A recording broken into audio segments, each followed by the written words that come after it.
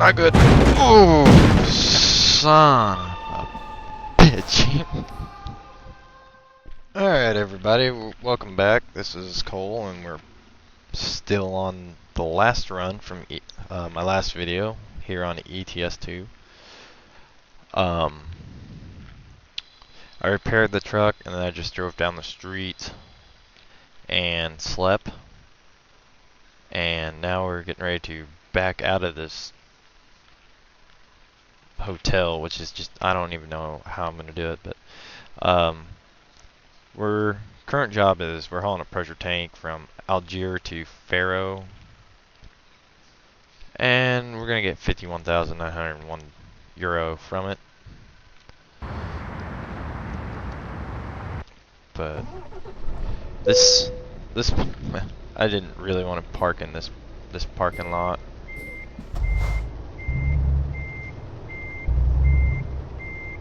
Because it is a tight fit.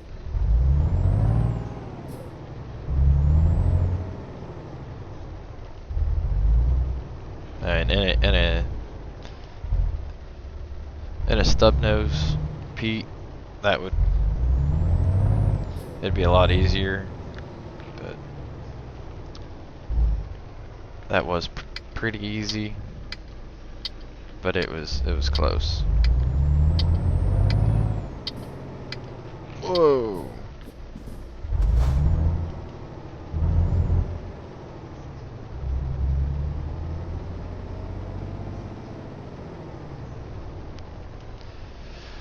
But yeah, we've got lots of damage on this pressure tank. If you didn't see the last video, you need to go back and watch it. It's one of my first well, it was my first big on-camera wreck.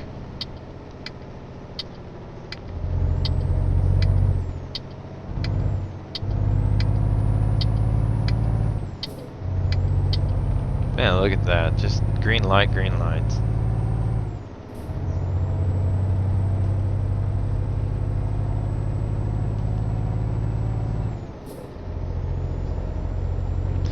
Oh, you gotta be kidding me. Hey.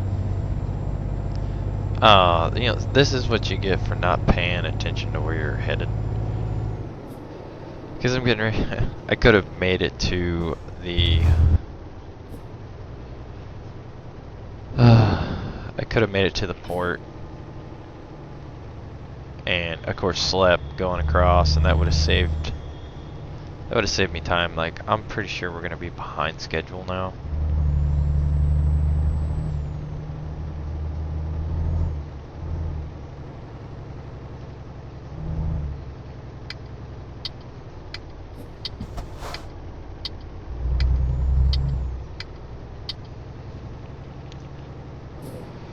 Let's see. I don't know where our...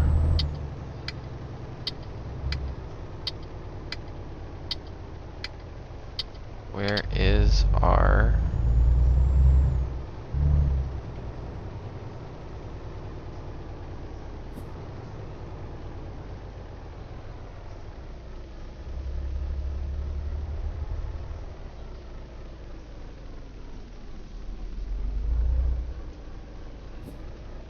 Where in the hell is the,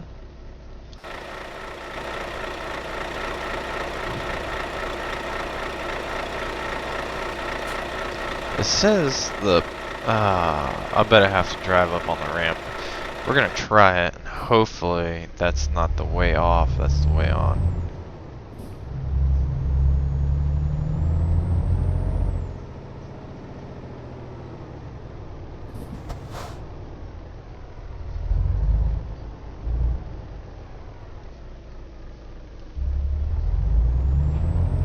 But we're gonna try it.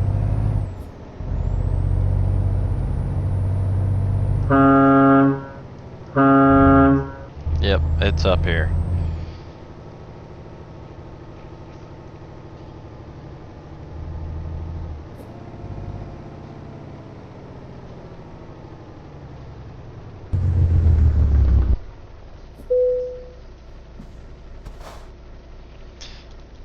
Alright, I'm gonna save this real fast and get back with you guys in just a few.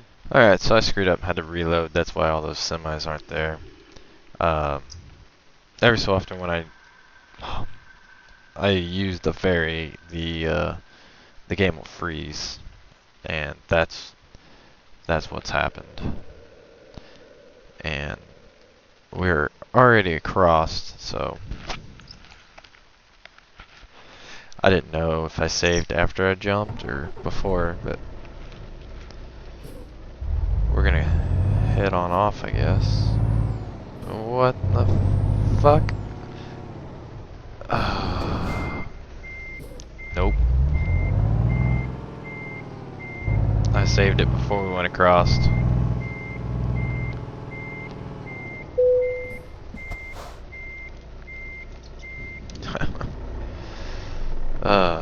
The run of mistakes.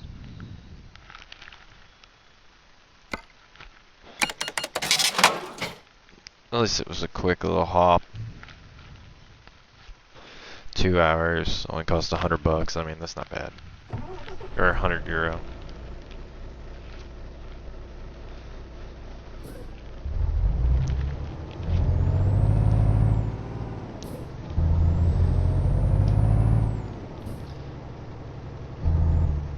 No, I still have my headlights on. Whoop. Every time.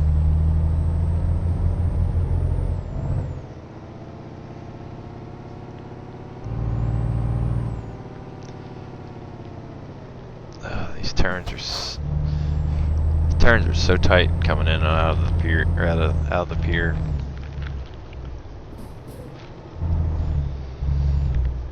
The hills are they just kill you. Alright, we're good to go, it looks like.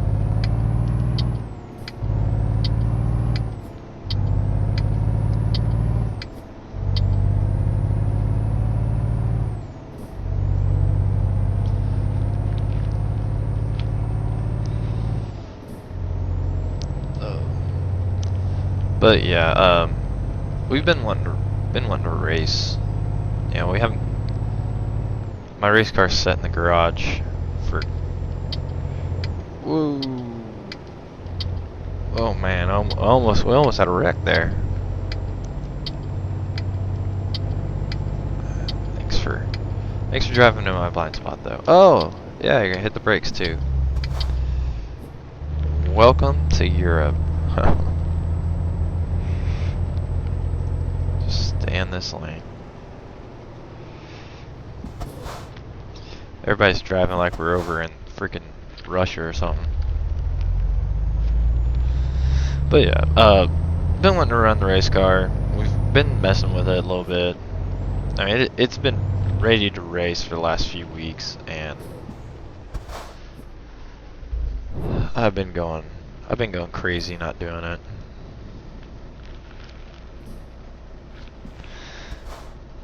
But next week's gonna be I've got two choices. I can run one at Midway, or I can go to Nevada Speedway, which I've never been to Nevada Speedway, and I'd never been to Midway, and I went out there and run against a bunch of guys that I'd already run against before, and a bunch of guys I'd never raced against before, and placed third. I mean, it was just luck. Guy that was faster than me, he had fourth wrapped up once he got around me, or third wrapped up once he got around me, and he broke. I mean, like a lap after he got around me, he broke. So I ended up getting third.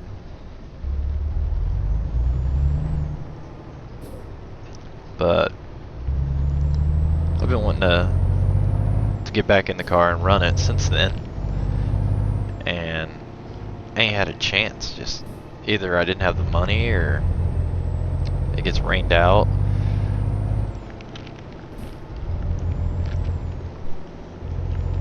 So we're really wanting to run this car. been a while. I've got 2 race cars. I got my pure stock and I got a factory stock. And the factory stocks, it's just been getting neglected. It's just been sitting. And I'm hoping to get back to work somewhere, make some money somehow, and get back to, you know, having some money. Because unemployment just doesn't, I mean, it pays more than minimum wage here in Missouri, but I was used to making quite a bit of money a week, and going from like $600 a week paychecks to half that is just, you start living beyond your means, and then it becomes hard to pay those bills whenever you ain't making that money. Damn it. So that's a downfall about driving this Peterbilt.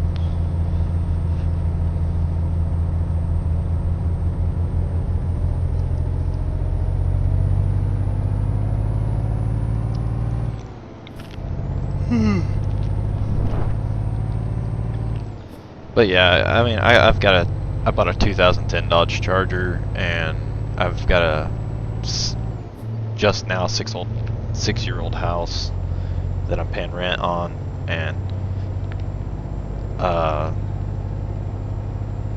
my car insurance alone is a car payment, you know, for most people. I mean, I'm a car guru through and through, and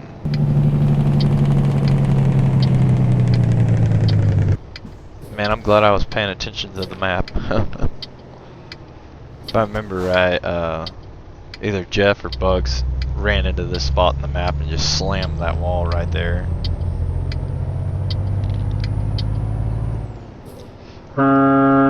Look at that. Look at that bull.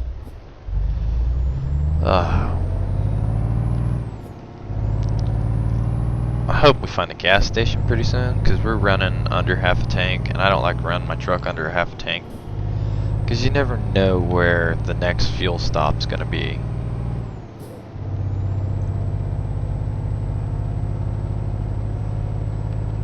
But yeah, I'm a car guru. I've built, right before I bought my new car, I had a bunch of 82 to 92 Firebirds, Trans Ams, and Camaros, and I'd buy them cheap, fix them, drive them for a little bit, enjoy them, and then turn around and sell them for more money than I had in them. And right now I have my 2010 Dodge Charger, 3.5 liter V6. I mean, I bought it for the family car.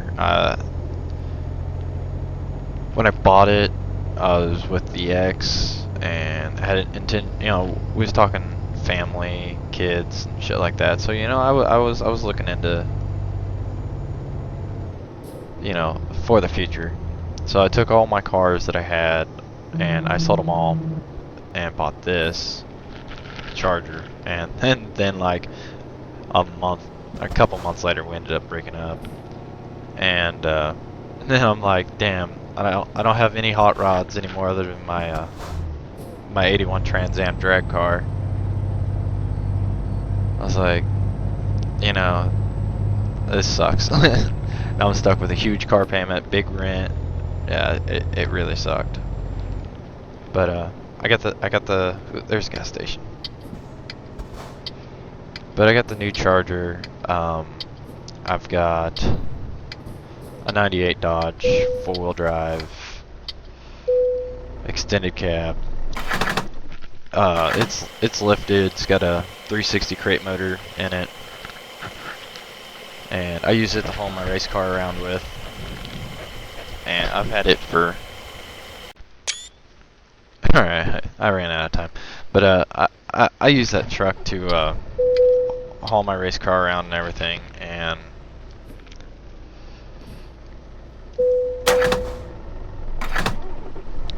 I mean, I drove it as a daily driver for a long time, but the cost of fuel just kept going up, and it just wasn't very economical to drive every day.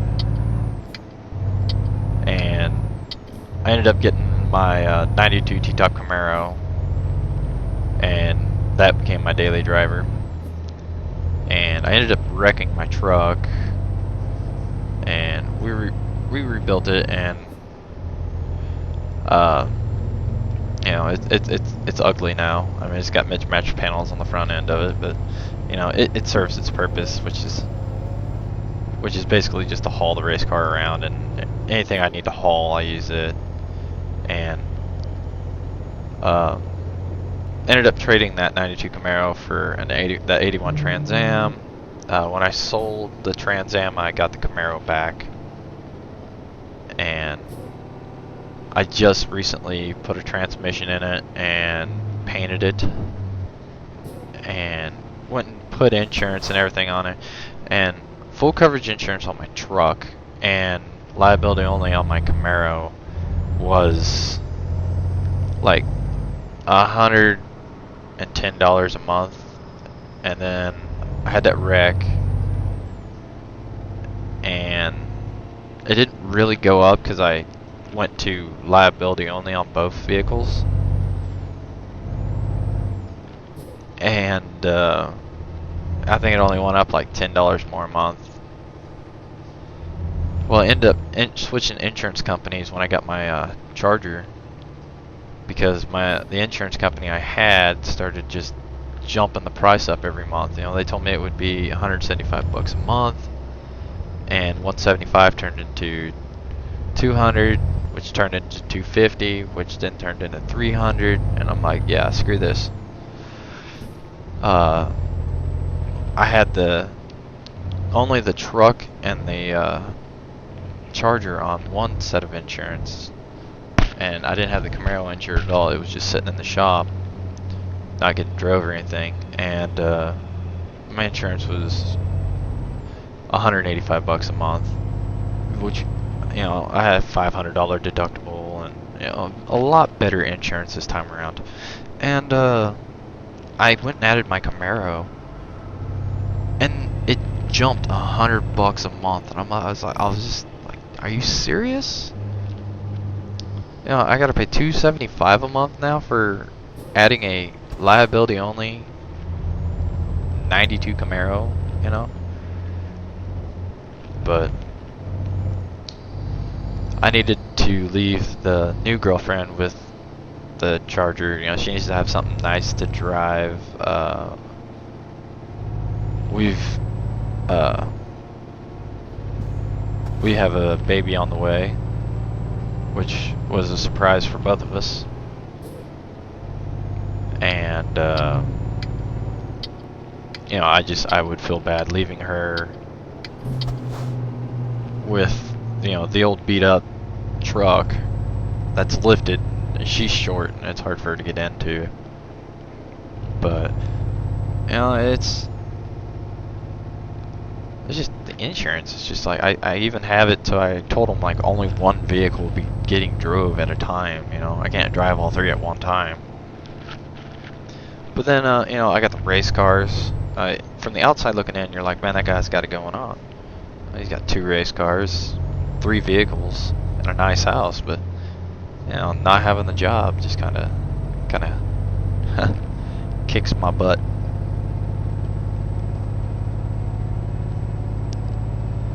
But you know, that's life. You know, we all get curveballs thrown at us.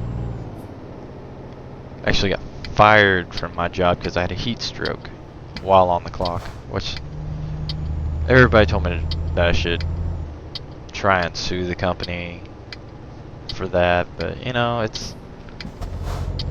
I worked there for 4.5 years, and I trained probably 50 or 60 people on how to do the job, you know, running presses and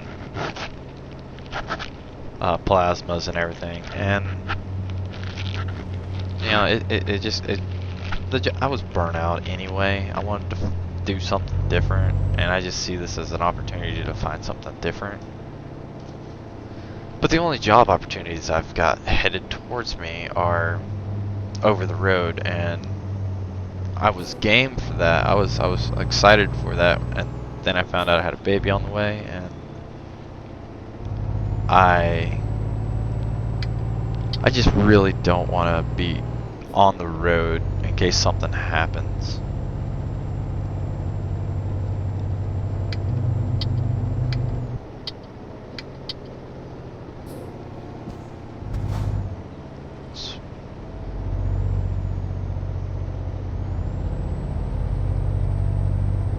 So, like I do paint and body work as a hobby,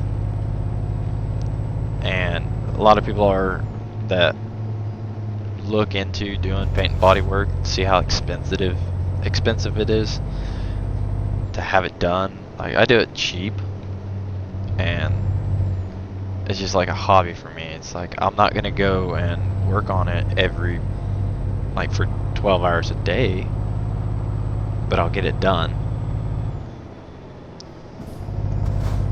And like my Camaro, I spent, I think, somewhere around 110 hours getting it ready for paint, and it was pretty straight, and I thought I had all the dents out of it, and I sprayed it with primer and it looked good. Couldn't see any dents, and whenever I put this high gloss metallic blue on it, it just, wow, there was a couple of little bitty dings that just, I mean, they just jump out at you, and they're itty bitty dings.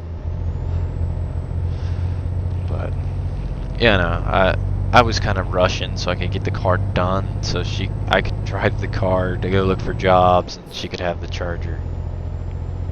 But I painted my friend Mike's truck the other day, and I used some of the paint that I had, and I painted my car with it just a few weeks before, and we used the same primer and the same paint, and I mixed it the same way when we sprayed his truck.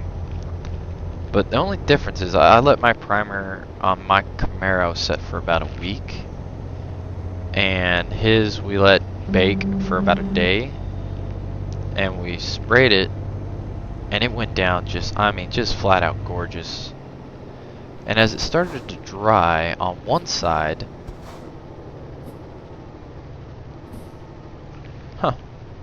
road construction. That's the first time I've drove into road construction. It's even got a little light. That's pretty cool. But as the paint started to dry, it started to cloud and get hazy spots and light spots and dark spots. And I was like, man, that primer, you should be able to sand it, you know, wet sand it. We wet sanded it 4 hours after it dried. Well, actually, like 4 hours after we painted it. And it's fast drying primer. So we hadn't been able to figure out what's going on with it yet. And then he called me today and told me that the other side, which was fine, he had it baking in the sun, and the other side clouded up,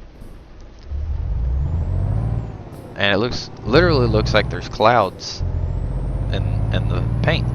And I was like, well, I'll come back over and we'll mask it off, and I'll scuff it and reshoot the top coat and see if we can, you know, get it to clear up, look good.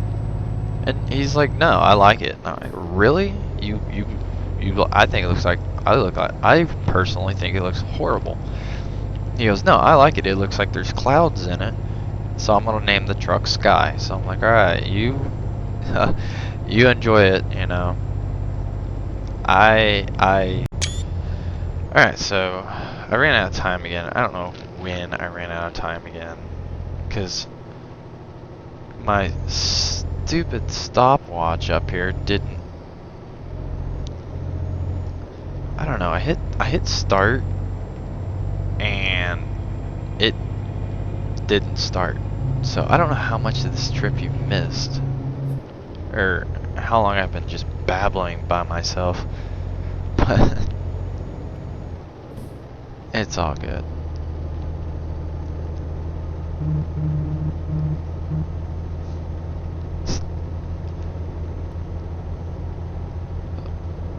Ah, dang it, I forgot to hit the start button on the stopwatch now.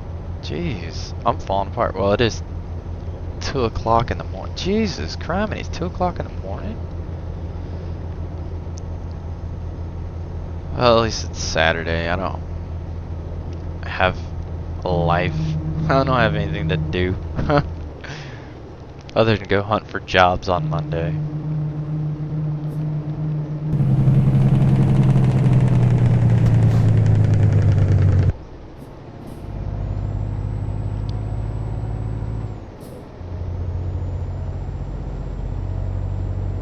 See, like, I don't know how big a screen you guys are watching this on, but I have a nice flat screen TV that I'm using for a computer monitor. It's not huge by any means, but it's a small TV. But the price, I just couldn't pass up the price. Yeah, my stepdad bought it at an auction for a little bit of nothing, and it's like brand spanking new, but it doesn't have a remote. But I needed a TV for my bedroom, and I wanted a better computer monitor, and I was like, wow, this is a simple solution. I can, whenever I'm in my room watching TV, I'm not gonna be on the computer, so I can just swap them out, you know. It only takes a couple seconds. So my girlfriend's in bed with no TV, which is funny to me, because I have the new TV as a computer monitor. But on the screen, I can see further than my old monitor. My old monitor was ancient. It was like one of the first flat screens that came out, and it was tiny. Like, you could put 2 or maybe 3 of them in the screen of this new one. But now I can see further ahead. But on this game, the cars still come out of nowhere. I mean, but I can see them a little quicker.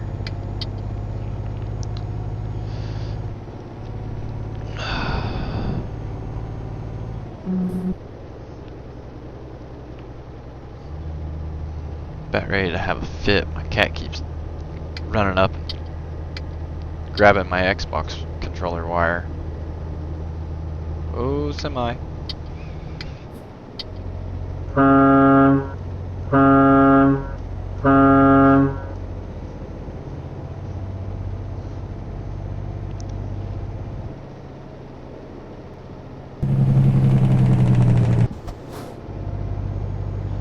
Oh, come on, slow down. Woo!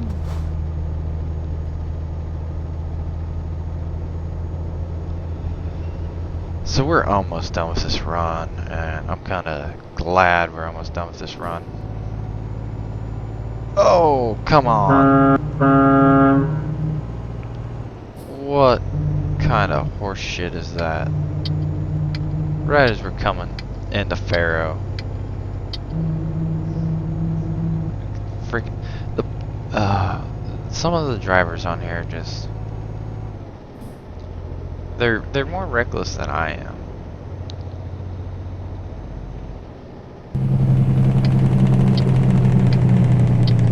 Oh, we ain't gonna make it. Came in too hot. 350. Oh, that's not bad. I should just been running stoplights the whole time. 350 euro?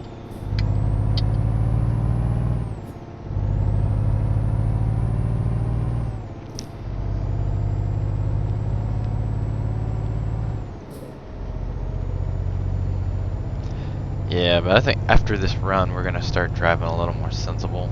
I mean, because we got 33% damage from one attempt to pass.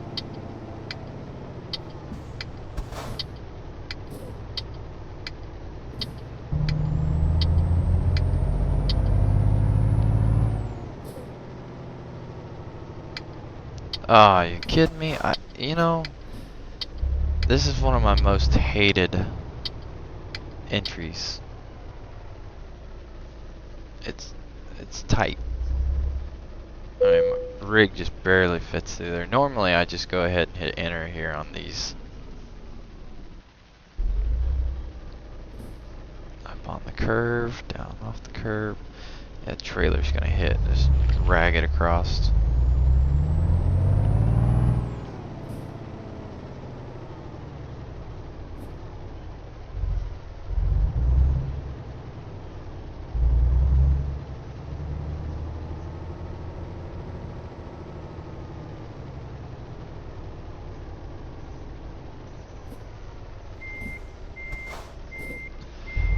Let's see if I've gotten any better at backing. Look out the window.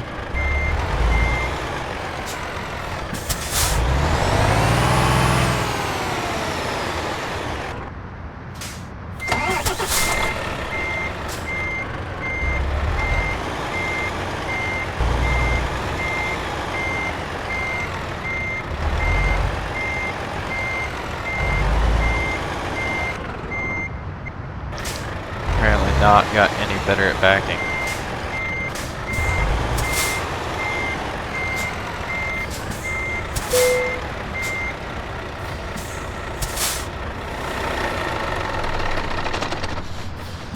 Alright, well this horrible run is finally over. I mean, this has just been the... I mean, it figures that this is where we were gonna deliver this trailer to. Let's see what damaged. Yeah, I'd say damaged. Well, we still made 47,000. I mean, the base reward was 30,898, and you know, it said I was gonna make 52,000 if I made the delivery perfect. We had 34% damage on it, which cost us $4,891. We still made 47,010. We gained a lot of experience off of that. 1,360. We lost 404.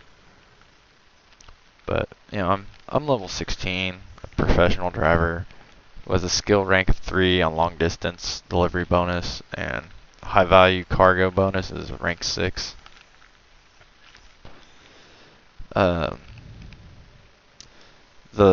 We drove 1,129 kilometers. It took us 28 hours and 10 minutes to make the delivery, and we used 505.1 liters of diesel. So we're gonna hit level 17 on the next run, but that'll be for another day. Like, subscribe, tell your friends, and watch my videos, and I'll keep making them. So hopefully we'll actually get the bot version of Bandicam if everybody likes the videos. So the more likes I get, the closer it'll get to me buying Bandicam. So thank you, and have a good night.